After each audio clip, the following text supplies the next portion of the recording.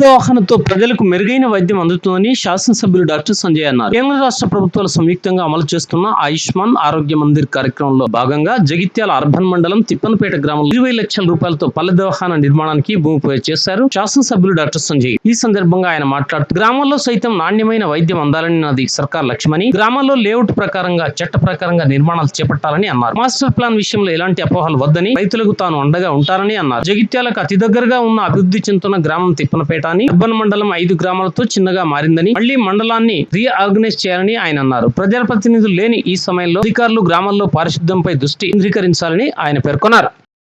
ఎందుకంటే రైకల్ మండలంలో ఇటికాల్ అనే ఒక గ్రామ పంచాయతీలో హరితహారంకి సంబంధించి అక్కడున్న ప్రజలందరూ కలిసి కొంత అమౌంట్ జమ చేసుకొని చెట్లు నాటడం కోసం చాలా పెద్ద ఎత్తున వాళ్ళు ప్రోత్సాహం అందించారు.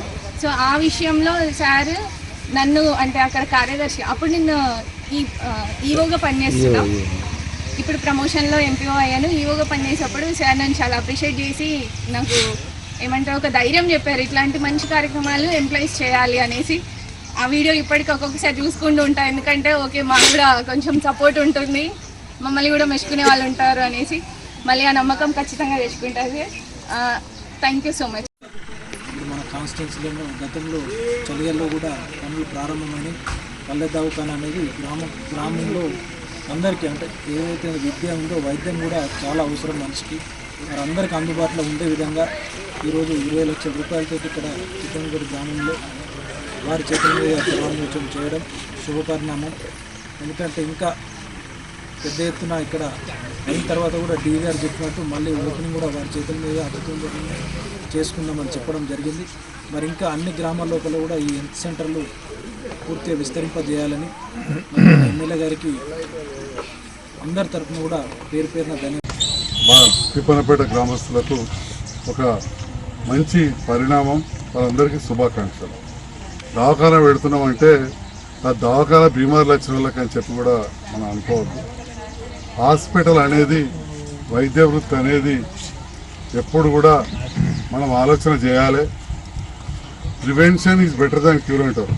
అంటే బీమార్ అయ్యేకంటే ముందే నాది నయం చేసుకునే విధంగా హాస్పిటల్లో డాక్టర్ కావచ్చు, మా ఆశమ్మలు, సిస్టర్ అమ్మలు, ఏఎన్ఎంలు ఎవరైనా కానీ ఒక్క బీమార్ అయితే సూచించడే కాదు, రాకుండా కూడా ఎన్నో జాగ్రత్తలు టీకాల కార్యక్రమాలు అవసరం.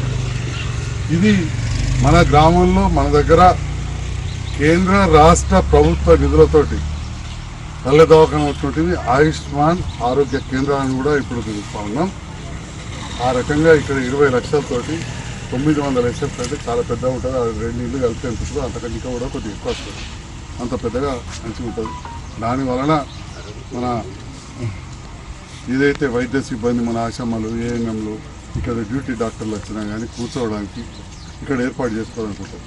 కొంత ఊరికి దూరమైన మంచి ప్రశాంతమైన వాతావరణంలో ఉంది.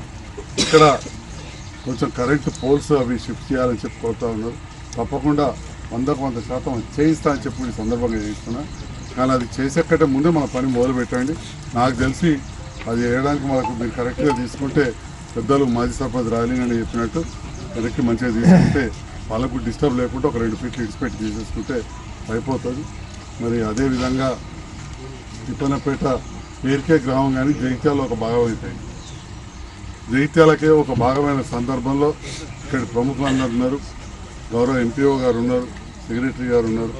కొరే ఏంటంటే రేపటి నాడు ఇల్లు కట్టుకునేటప్పుడు కావచ్చు, ప్లాట్లు పెట్టేటప్పుడు మనందరం కూడా కొంత లేఅవుట్ పెట్టుకొని కొన్ని ప్రభుత్వ నిబంధనలు ఏమున్నాయో సంజయ్ కుమార్ చెప్పేది ఏం లేదు, ప్రభుత్వంలో నిబంధనల ప్రకారం ఏవైతే ఉంటాయో వాటికి అనుగుణంగా మనం రేపటి నాడు ఇక్కడ ఇల్లు కడితే, ప్లాట్లు పెడితే తప్పకుండా ఈ గ్రామం అభివృద్ధి అవుతుంది.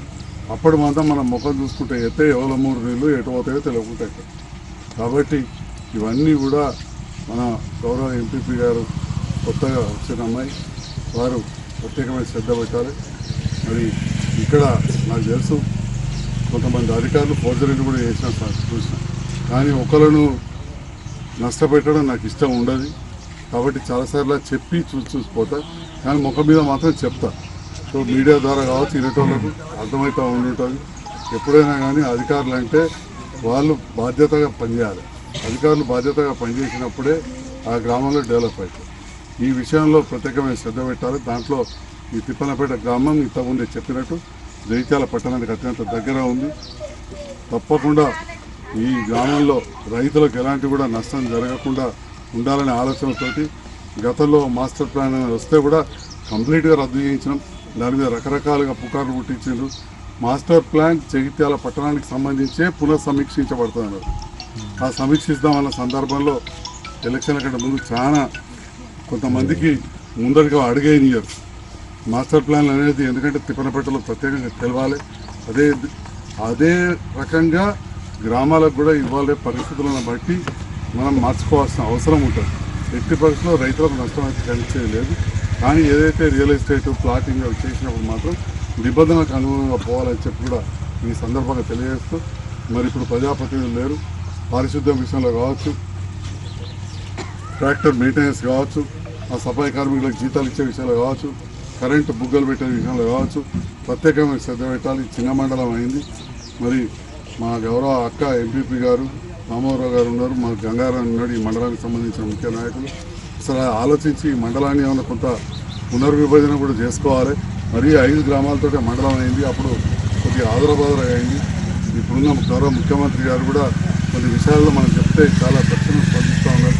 మనం చెప్పిన 2 గ్రామాలు కూడా ఇప్పటికీ గ్రామ పంచాయతీ అయినాయి. సో ఈ మండలాన్ని కూడా కొంత రీఆర్గనైజ్ చేసుకుంటే బాగుంటుంది.